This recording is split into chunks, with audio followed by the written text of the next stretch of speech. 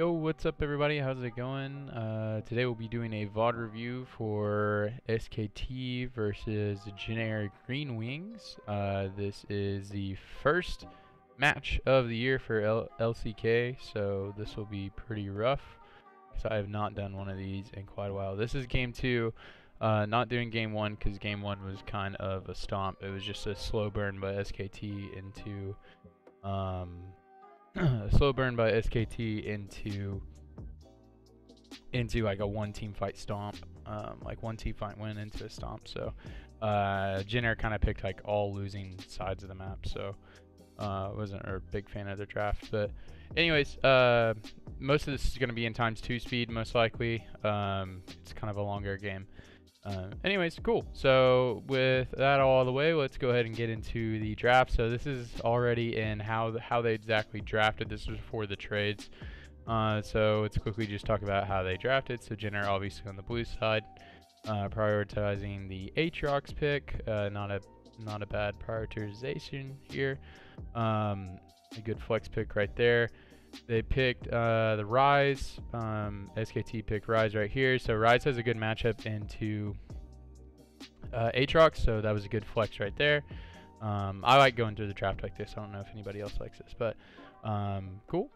And then we also got the Urgot. So SKT has been prioritizing Urgot this whole this and Kespa. I don't know if any of you guys watch Kespa, but every single game they picked Urgot. It was 100% pick or ban for SKT every single game for top or mid. So prepare to see SKT play Urgot every single game until he gets nerfed because he's very good. Anyways, if I get out of breath, I have bronchitis, so I'm gonna get out of breath anyways. Cool. So another flex pick right there, so they can flex those around. Urgot also has, it's a skill matchup in the Aatrox. I tend to favor the Urgot. Anyways, Generic come back and they pick Kai'Sa Rakan. They picked this the first time through. This is straight up Generic is forsaking the side of the map, which is fine. A draft strategy that I like, I don't mind at all, is forsaking a side of the map and then drafting a really strong side of the map. That's fine for me. A draft strategy that I really like is just picking a side of the map that you're okay with being bad and then just hard indexing into another side of the map. I'm okay with that. I really like that draft strategy. I really like a draft strategy where you just you draft around, all right, we're going to win this side of the map for the entire early and mid game. So we're going to just gain an advantage through here and then round out your team comp with a team comp that can fight in the late game. I think that's the best. I think that's the best team comp strategy nowadays, unless you want to go just pure 1-3-1, which some teams can do as well. I'll just say last game, Jin pinched themselves in the 3 losing side of the maps, and then like a jungler that can duel. But anyways, so they pick a side of the map that they know is gonna lose. Kai'Sa Rakan literally doesn't do anything in lane. They just kind of scale up. Cool. SKT gets the Tom Kench. They ran Ezreal Tom Kench and it was like insane last game, so they get a banned right there. Cool. Alright, I'm just going to look how it's going to look right here. So then we'll just get to pure matchups because we kind of got that out of the way. So pure matchups on side of the maps because the drafting phase was kind of out of the way. So strengths and sides of the map and what you want to do with your comps. So SKT, what they drafted on this side, comparative to this comp. So Urgot can kind of do whatever he wants in this lane. Neither of them really have the shove, so Urgot will probably take minion dematerializer and will have a little bit of the shove and kind of can just pick how he wants to play this. The straight up 2v2 at level 6 definitely benefits the Urgot and Sejuani. So I always look at the mid lane, especially when you have tanks in the mid lane, as a 2v2 matchup for sure.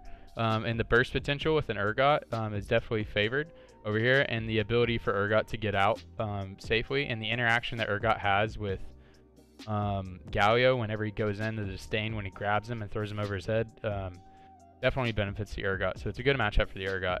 I'll come back up to the top lane in a second. This is definitely the strong side of the map for SKT, so they definitely just drafted as soon as they saw the Kaisa, they were just like, all right, we're gonna play Ezreal. Ezreal got banned. All right, we're gonna play Varus. So they just said, all right, this side of the map, we're just gonna dominate. So we're just gonna have extreme pressure this side of the map. So and Jin Air drafted, all right, we're gonna lose this side of the map. We're gonna scale up. And we're gonna be strong. Sorry, I'm getting out of breath. Anyways, this top side of the map. So generally, this matchup. So obviously, Ryze is gonna be able to scale up, but as soon as Sion gets his first half item, so just as soon as he gets his cow, he can literally just ignore Ryze for the entire laning phase, shove him in the tower, and this 3-man is way more powerful than this 3-man as a roaming squad, so they could be looking to pinch that. And I've obviously seen the game, so you know that's what they're gonna do. So it's not like I'm a prophet or anything, but it's pretty easy to see, even if I haven't seen the game, that like a Sion can ignore a Ryze damage early, right? As soon as you get a cow, you can literally ignore him, and then these 3 guys can just pinch this side of the map. Because they know this side of the map's going to be weak, so they can pinch this side of the map. And SKT knows that, so they can pinch this side of the map. So, anyway, so those are the win conditions for the early game. In the late game, it's pretty easy to execute these comps. So the aggression is definitely on the point of Jin Air to try to make things happen, with getting picks with the Rakan and Galio and making that stuff happen, and the Sion as well. But SKT has a lot of things that they can do with like a 1-3-1, especially with the Tahm Kench and Ryze. They have a lot more flexibility with their comp, and as well as really good team fighting. They could do some really good things with Urgot, because they have a really good, really beefy front line up here that they want to get on top of the Varus, right? So the way that they can win a team fight is if they can just get onto Varus and crush him. But on the flip side, if Urgot lands an ult on one of these guys in the front line and fears 3 of them, then Gwinsu's Varus will kill all of them. So definitely it's on the onus of Jin Air to find the right angles. And then SKT has a lot more, they're definitely going to have the advantage in the bot side of the map, and then have a lot more flexibility with their draft, I think. But anyways, we'll just watch it. Okay, we're going to put this in time 2 speed. I can barely hear Papa talking. Anyways. Alright, I'll move my camera out of the way, by the way. I cannot put it in the corner.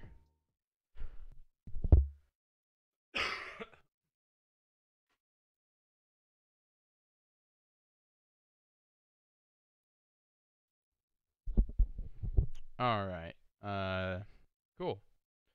So jungler is going to start on the red side. So you almost always want to start on red sides when you're jungler. Blue side start right now is just pretty much trash, just based off of XP values, if you didn't know. That was interesting how they double leashed that. They gave him that super leash. Aatrox definitely getting a much better start. So the Aatrox jungle is really nice. Oh yeah, I forgot the Aatrox flex down. Whenever we were doing the beginning of the draft, I forgot Aatrox flex to jungle. But yeah, they picked the Ryze in the draft. I forgot I didn't mention that. Yeah, they picked the Ryze in the draft because Ryze is a really good matchup in the Aatrox. He can break out of the chains, but it ended up being a Sion. They flexed Aatrox to jungle. So I always want to talk about jungle pathing. So jungle pathing by Aatrox, he got the super leash. So his clear on these is super healthy. Look at him. He almost has full health, and he hasn't done a scuttle crab yet, which is pretty insane. So he got the super leash. Even if he didn't, he would already have full health. So he did these right here.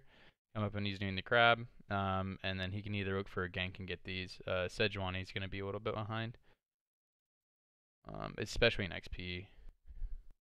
He's about to be level 4. Yeah, but look how this lane's going already. This is exactly what this lane's going to be like for the next 15 minutes. This is the way this lane is going to be for the next 15 minutes.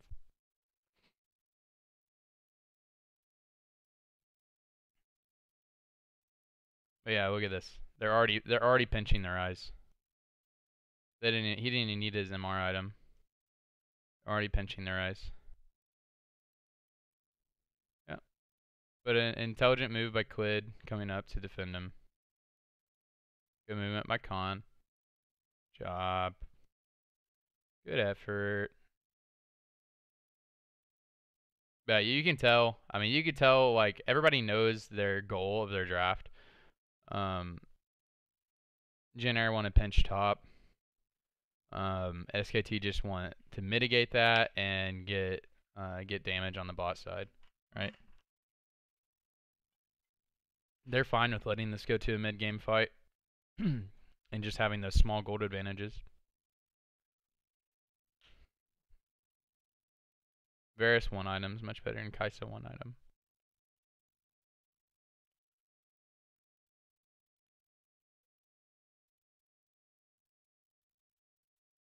Alright. Go to resets. Gold's about even right now. Yeah, yo, Xion just ignores Rise. Feels real bad.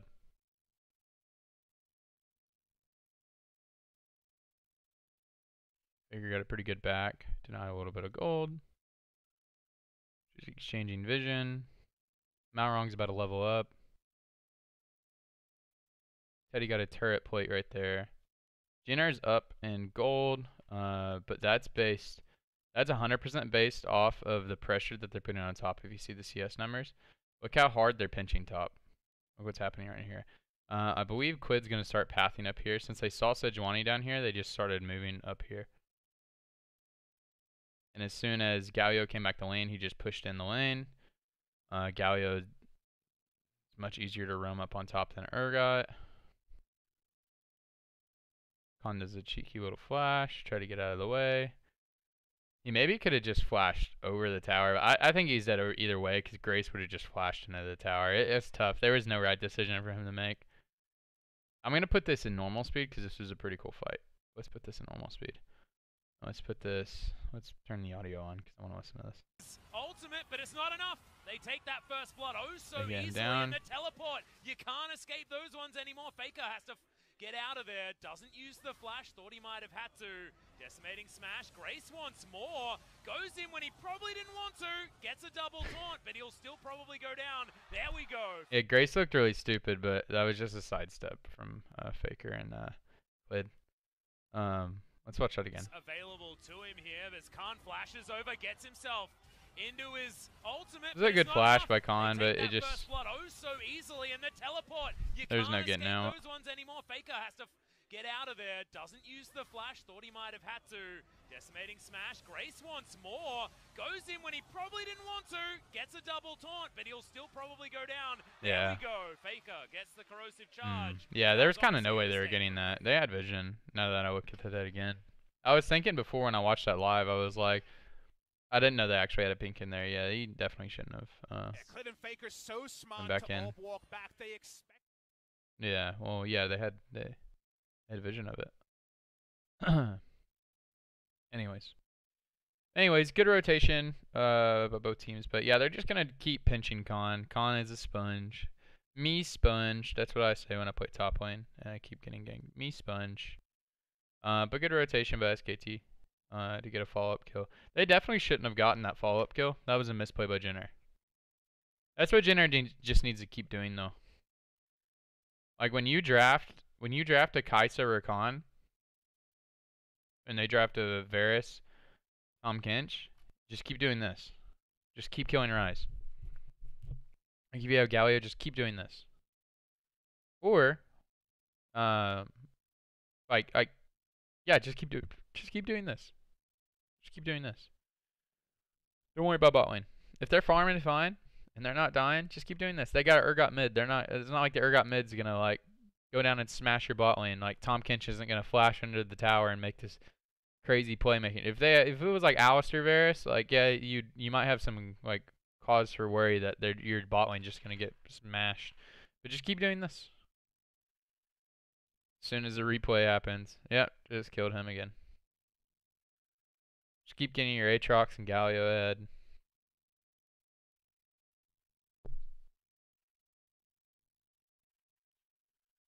JT trade with an Ocean. It's not bad.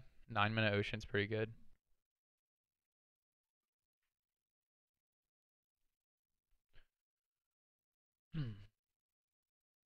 Squid's clearing his jungle. Would like to see a Sejuani play. So yeah, see now Sejuani has her ult. She has her ult. She just cleared blue. Gonna come down here to set up a play. So this is a really good gank path. Gonna clear out the wave. Yeah, so this is what SKT can do on the other side of the map. Instead of just trying to cover top, they already know top's done. Top is doomed. So they can just pressure bottom if they want. But Jin Air is smart to this, so they're just gonna wait behind back here. Problem with that is the burst is insane. Let's watch that in real speed. Let's watch this in real speed. Yeah, so Malrong comes down because he knows this is going to happen. Or he knows it's a possibility of it happening. Because they have his jungle warded up here. Let's see, they're question mark pinging. They're like, hey, he's not top side and he's not mid side, so he's probably going to gank down here. The only issue with this is the amount of burst potential with Varus and Sejuani.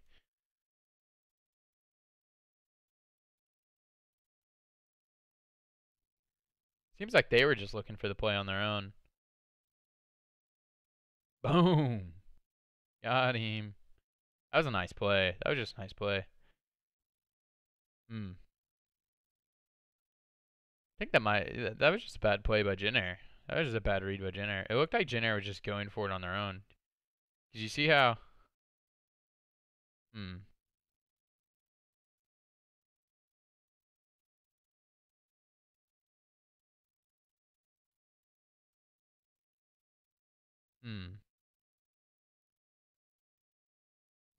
It's weird that they took this fight.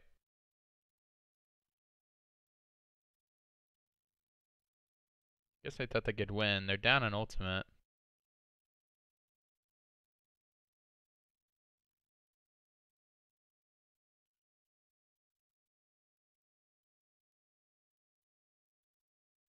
Huh.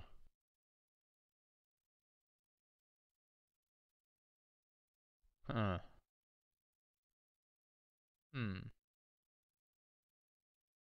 Trying to see if they could have won that. Sorry, I keep replaying it. I'm trying to see if they could have won that if maybe Malrong just instantly flash queued. Maybe they could have won it. Because I think they knew. They knew for sure. You see their question mark pinging?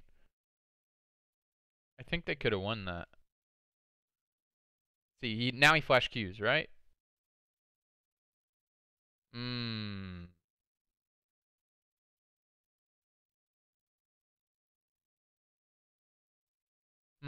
I think that was just a bad fight. Yeah. Maybe he flash queues and maybe they win it. I think maybe they do win it. I think maybe he insta-flash queues and one-shots Teddy. Insta-flash, like, flash Q, and, like, auto-resets. Insta-kills him. Maybe that was the play there, but I don't know. It was tough. I think they knew that was happening. They were pinging it. Probably a bad idea. Needed, like, high execution to make that work.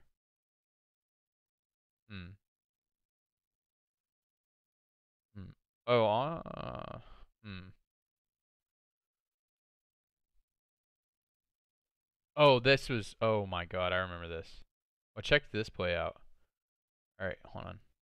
All right. So they want to make a play back on mid. Kellen doesn't have ultimate.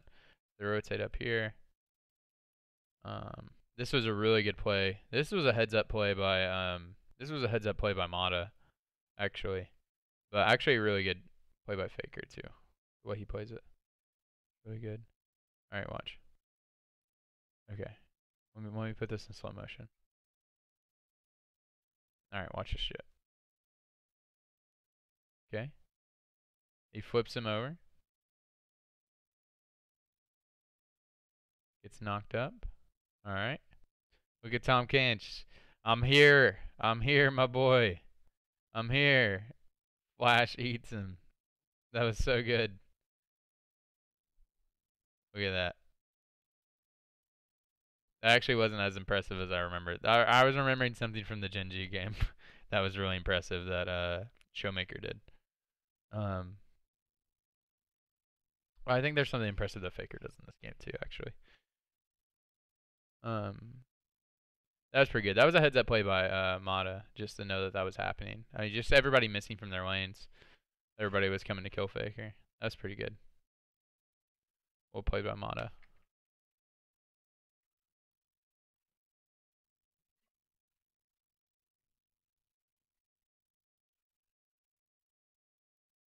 Am I normal speed? I meant to be in ×2.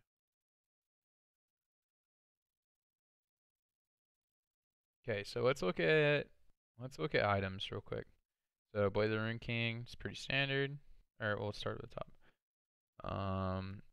Rise is feeling pretty bad. All he's got.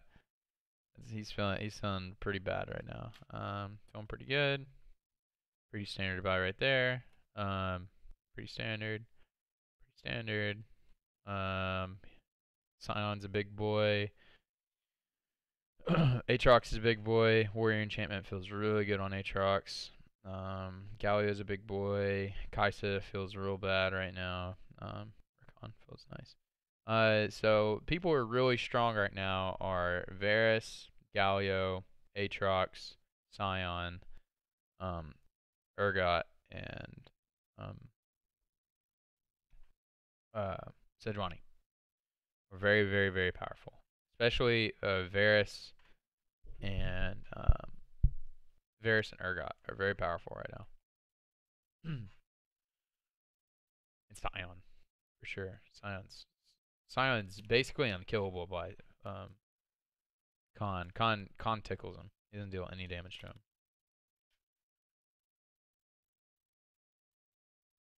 So what SKT wants to do right now, they just want to keep pushing their pressure on the bottom side and then rotate it to mid. Hopefully get mid tower and maybe get the Rift Herald. If they can't get the mid tower, just organically they can get Rift Herald and get it that way. Oh, you'd love to see them get some plates in the next 30 seconds, but they might not be able to. Nah, they're not gonna look for it. They're just gonna rotate and get the next dragon. Next dragon's Infernal. So they're just gonna Urgot's gonna push down bottom, and then they're gonna keep mid lane priority, and then look for an Infernal fight. This Khan's backing. He has TP. He could TP to this fight. If he wanted to. He's a really weak boy. They have bot lane priority. Khan's gonna push in top. Okay, I'm gonna slow it down. I'll put it at 1.25. Okay, Jenner's looking for it. Alright, they're looking for the fight. Quid. Okay, they instant bursted Quid. Not good. Not good. Guess I just give it over Infernal for free. It was looking like SKT had a pretty good setup. Okay. And then Khan just kind of TPs in for nothing. That was kind of weird. I guess Fog of War would maybe suggest something different. I don't know. Sorry. Weird play. Good play by Jenner, I guess. They had Galio querying. Galio was querying bottom, and he was in range to ult, and then he came in and ulted in. So that's the advantage of having a Galio comp. But they did have SKT had bot lane priority, and then they were pushing up for mid priority. Just Sejuani kind of face checking and getting caught, I guess, is what happened there. Okay, we'll set it back to ×2 speed. The next objective we want to get, or okay, let's see. Oh, he just face checked that bush. That's what happened. Kind of no point of face checking that bush, I think. By himself. I think they just push up mid and then go together. But next objective, Rift Herald. So, but it sucks. Khan doesn't have TP, but Faker does, so he can go bottom. So Khan can be top side. So the lane assignments they want. What's good is that Faker's bottom, and then Linderong is bottom. But Linderong does have ult, so he can ult to the fight. So right now, Lunarong is rotating mid, so Faker will actually have the TP there. Galio doesn't have TP or ult. Khan does have ult, but he is level 11, so he can actually rotate this fight. So, but it does look like Jenner does have the priority if they are looking to actually look for a fight. So it looks like they're looking for a fight right here. Not quite. Okay, Faker's going to get priority bottom.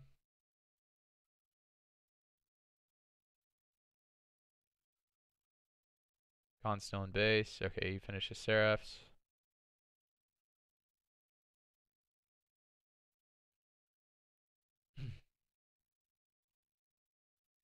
That's pushing in bottom. Good TP timers. Okay, still TP advantage to SKT. Okay, Urgot's, or not Urgot, Sion's not in ult range. Sion is backing, so he'll be in ult range. Okay.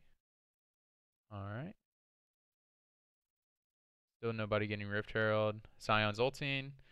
Or no, he's not. Okay, he's just in ult range. I thought he was ulting. Okay, let me slow this down. I actually don't know what happens next. It's Faker's bottom right here pushing. Right? So Faker's down here pushing. He has TP, but Sion's in ult range and Galio's walking down. He's in ult range. Khan is not in ult range. So they have, so Jenner has a numbers advantage. So I'm curious as to what happens right here. Looks like they're looking. Looks like SKT is just giving them Rift Herald. Well, they know they're doing it. Yeah, they know they're doing it. Yeah, they know they're doing it, so Faker's just going to stay bottom to get the tower. So Sion just went bottom.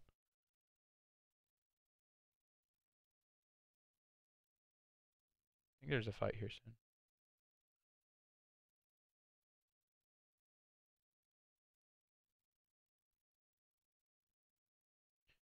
Alright, so they just reset. Faker got some tower damage. So, good play by Jenner.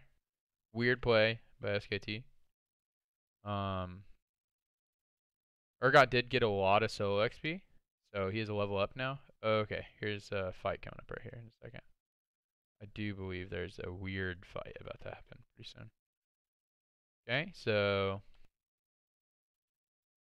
a lot of ults just went down. Okay, a lot of ults just went down. Exchange of XP, or HP. No deaths. Weird decisions by everybody there. Gets free dragon for SKT.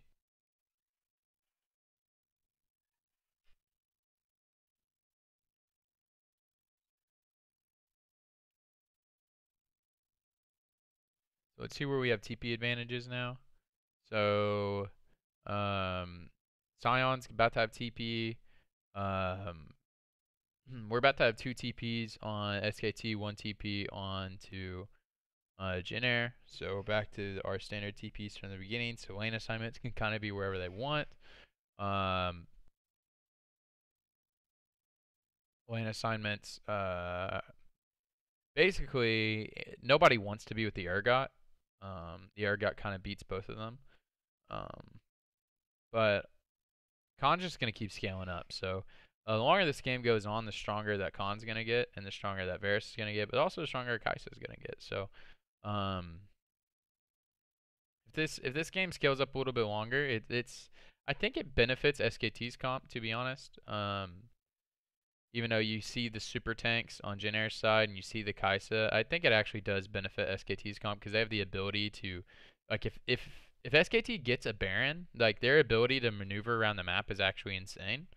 In terms of, like, actually using a Baron buff. You know, when I say maneuver around the map and you see, like, a Galio, you see a Sion, you see a Rakan, like, their ability, and a Kai'Sa, you see their ability to do, like, catch is, like, really big, but the ability for SKT to actually maneuver, like, minions and Baron buff is pretty insane. So if they get a Baron buff, and their ability to kill Baron is pretty big, with the Machine Gun Mage and then Varus, if they can get a Baron buff, ending the game is so easy for them. And as well as their team fight is also really good as well. So they're just looking to create advantages around the Baron. So that's what they should be looking for. They should be looking for getting priority around mid and top. So keeping Faker around the top side is probably their best idea. Maybe keeping Rise on bot side. Bot side push duty. Just letting him scale up a little bit. Protecting top side. Having Rise push down bottom. Keeping their strongest member. Sion's probably their strongest member right now. So just keeping him bottom is fine. Let's put in times too.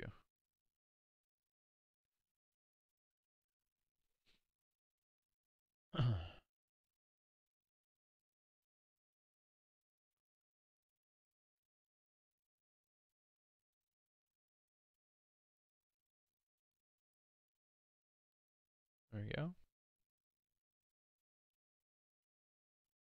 All right, now what could Jin Air do to win this game?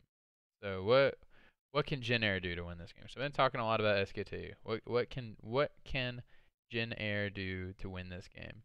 So so what can Jin Air do to win this game? I think the best way for Jin Air to win this game is whenever they see whenever we're looking for these catches on the side. So whenever we see SKT looking for these pushes on the side lanes, just get the Sion in the mid lane. Stop putting your strongest member away from the objective. So the way that SKT wins this game is they get the Baron, and they split you up and they push down the game. So I think the best way you win the game is, instead of looking for your advantages, is to look at how the enemy wins the game. Which is contrary to what you'd most think. You most think, like, how do we win the game? But just think, what is the enemy's win condition? The enemy's win condition is we get Baron and we maneuver around the map. And then we split you down and we win. So instead of think about how can you counteract that. So let's put our strong member on the top side with Urgot, right? We could actually just put, so we can put our Sion up on the top side with Urgot, push the lane in, rotate mid, and then collapse on mid, and then look for a team fight. I think they should just be looking for a fight right now at this part of the game, rather than waiting for the Rise to be relevant into the game, and then look to end the game. Rather than waiting for the SKT's comp to get to a point where they can whittle them down to where they can sneak a Baron, or get to a point where they just win the fight based off of Rise being powerful, being as powerful as something like a Kai'Sa, and then winning the game.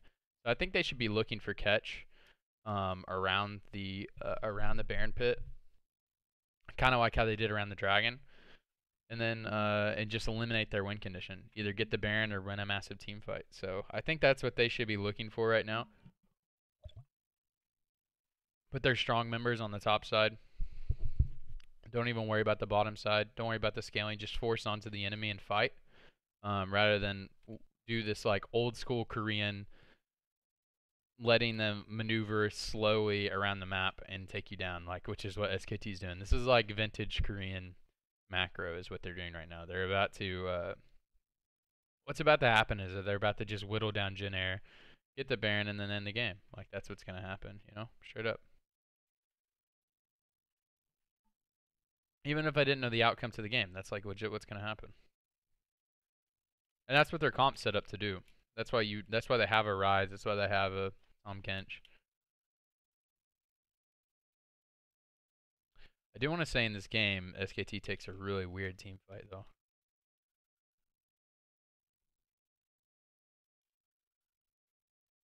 But I think, you know, I said at the beginning of the game, I think Jin Air are pick the aggressor comp. They pick the comp that is the comp that should be looking for the aggressive type of plays. But like the way they're positioning, they're just like letting themselves get pushed in this whole time and just not looking for anything aggressive. I don't think that's how they should be looking. I think they should straight out just be looking for these really ballsy plays. Yeah, this is a weird fight. Let's go back a little bit. Sorry. Okay, it's right here. I think they should be the one looking for these types of plays. And SKT gets really impatient and almost loses the game off of it. But this is the type of plays that Jin Air should be looking for, but this is what SKT goes for. This is really bad by Faker. He ults the wrong way. safely. Faker in trouble. There's the unstoppable onslaught. Gets exhausted. Gets at least one knockup, but we're trading ultimates everywhere. Grace does get one knockup. Devour now on cooldown. That is super important as Faker might die. Winds of War going to be enough, augmented by Root's damage. As Grace goes golden, this might be the fight that Jinair were looking for. Teddy now has nowhere to go. In goes Root. Dives forward with the killer instinct, and it's named exactly right in this fight. As Jinair walk away with all 5 members, but some low health bars. And Faker and SKT got impatient. They tried to overforce against a team comp that was made to force. They were winning in the side lanes. Instead, they get a bit too ambitious. We'll see what it means for the Infernal, as the health bars are not the highest on the side of Jinair. Yeah. But that was the Yeah, just like Papa said of a fight that right there. He said that SKT tried to overforce on a team comp that is meant to force. So, like, what he was saying there is, like, SKT tried to force onto a Jinair comp that is supposed to force onto them. It was kind of weird. You know, it would have been like crazy if Faker would have flashed flashed onto the Kai'Sa whenever he dashed in. That would have been crazy. But, you know, just a little bit of misplays there. Kind of about everybody. Good play by Teddy. He had really good positioning in this fight. Except for right there. Oof. He had really good position on the first part. He had a really good flash at the beginning. And then he got into Malrong's flash range. Feels bad. But he did a lot of damage to the Galio. Made it to where they got Infernal. Yeah, they just got a little impatient. That's the type of plays that Jinair could be looking for. Like, just literally like Sion flying down the middle of the lane. Especially with Teddy's flash being down now.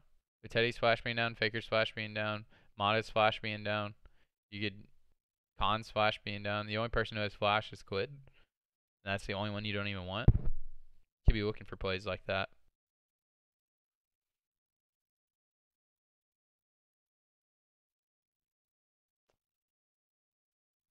They have a comp that wants to push. Oops. The cool thing about their comp, SKT, they have a comp that can literally 2-man Baron.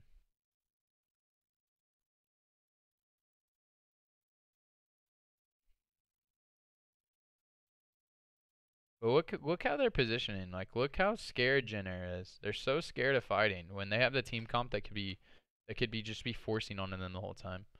They do have a level disadvantage. Like, look at the level disadvantages right now. Look at the level disadvantages. Look at that. And this is from like an even game state. That's just from getting whittled down from positioning like this the entire game, hiding in the jungle and just clearing the mid lane. And this happening constantly, letting your minions die to towers because you're too scared to ever fight.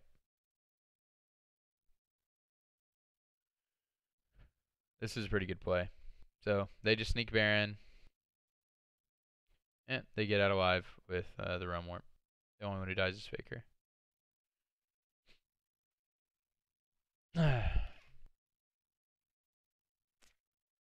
Yeah. Yeah, Jinair drafted a style that they weren't prepared to execute on a good team. Is basically what happened in this game. It was kind of bad.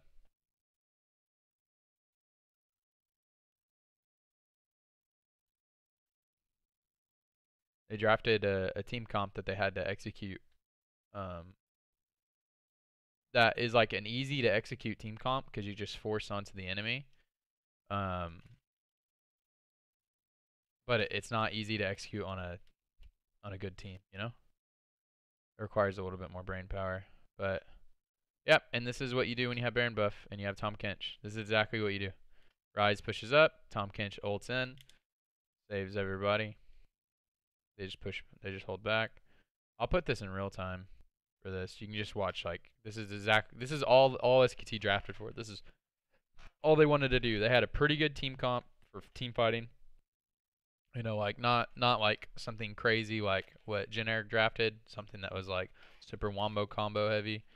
They just drafted something you know, beefy frontline, has some pretty good interactions with a hyper carry. But what they mainly drafted for was this crazy rotation strategy with a Baron buff. I'll skip ahead just a little bit. The only one who doesn't have a Baron buff is Faker.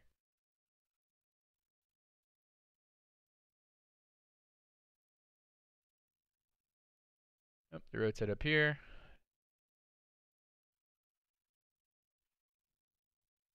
Look, Tom Kench already has his ult again.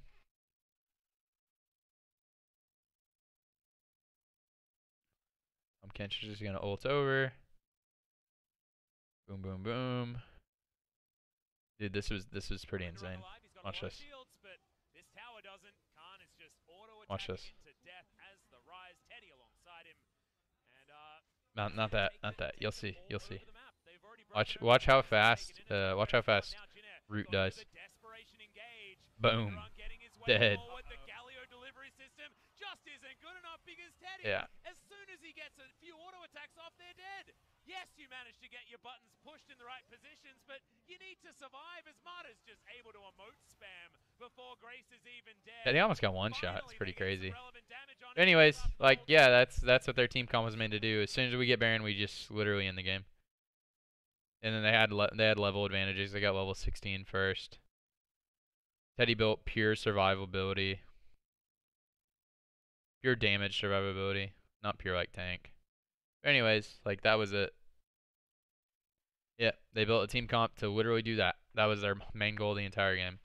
I don't want to shit on Jin Air too much. Like, it wasn't like their team comp was super easy to execute on, but it was easier to execute on, I think.